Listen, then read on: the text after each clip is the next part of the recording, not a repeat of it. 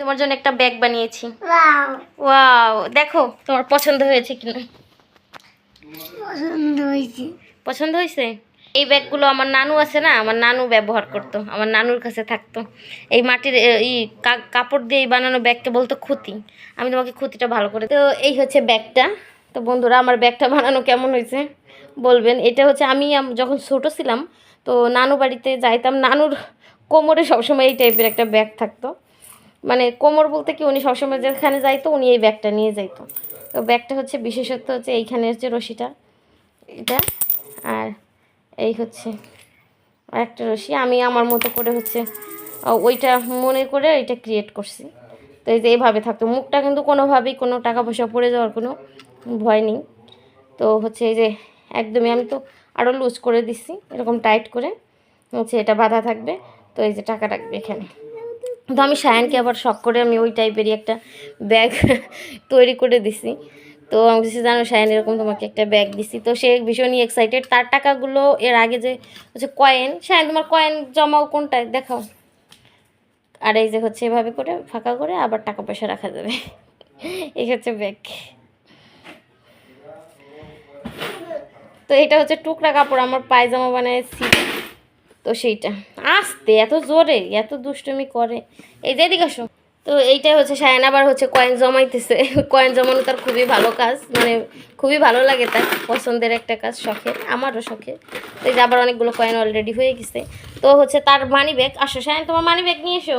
মানি ব্যাগে কয় টাকা হয়েছে, আসো আসো আসো এদিকে আসো।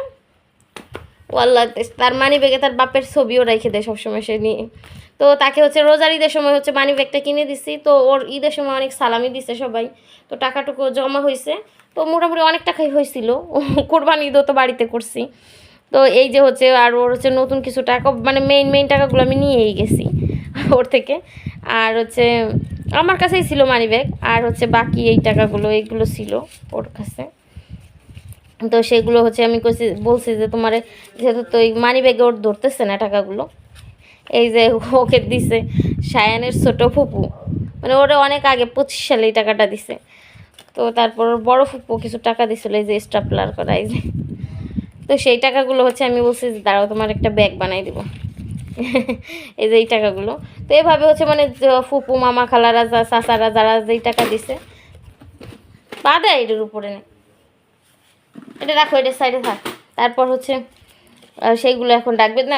শ্যান তোমার ব্যাগে টাকা রাখো, রাখো, আসো, রাখো টাকাগুলো রাখো। এবার তোমার মানি ব্যাগে এখন আর টাকা নেই, সমস্যা নেই। তোমার মানি ব্যাগ এমনি নিয়ে তুমি যখন কোথাও যাও নিয়ে যাবা, কিন্তু এই টাকাগুলো তুমি এখন থেকেই ব্যাগে জমিয়ে রাখবে। এই ব্যাগটা তোমার। হ্যাঁ, এই ব্যাগ নিয়ে যাবা। আচ্ছা নিও।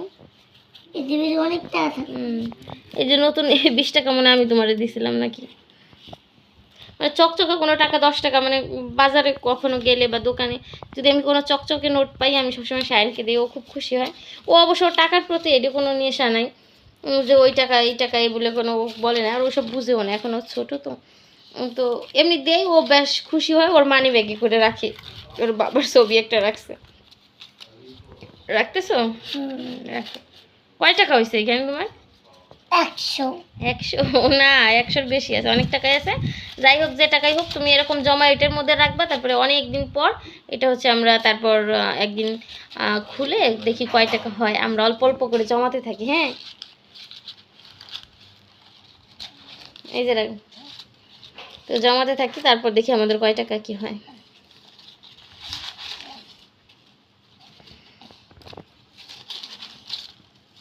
কিরকম খুশি লাগতেছে তোমার? ভালো লাগতেছে? হ্যাপি? ব্যাগটা পেয়ে খুশি? হ্যাঁ, এবার আটকায় রাখো। কীভাবে আটকাবে বলো? তোমার ব্যাগটা কী করে আটকাবে বলো তো? দিয়েছে এরকম এরকম, দেখি এভাবে এভাবে। আমার নানু ছিল না, আমার নানুর কাছে এরকম থাকতো জানো, এরকম একটা ব্যাগ। আমি এই জন্য ওইটা মনে করে নানু নাই, নানুর আল্লাহ তারে বেহেশত নসিব করুক, জান্নাতবাসী করুক। সায়ন দোয়া করবা সবসময় আমার নানুর জন্য, ঠিক আছে? তোমার বড় মা না, বড় মার এরকম একটা ব্যাগ ছিল, তারপরে এরকম করে সবসময় গিফট দিয়ে রাখতো।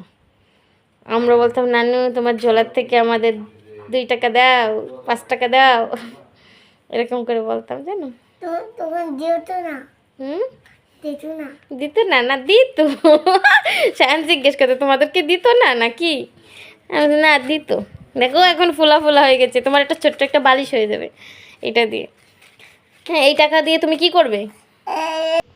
হ্যাঁ, খুশি হয়েছো?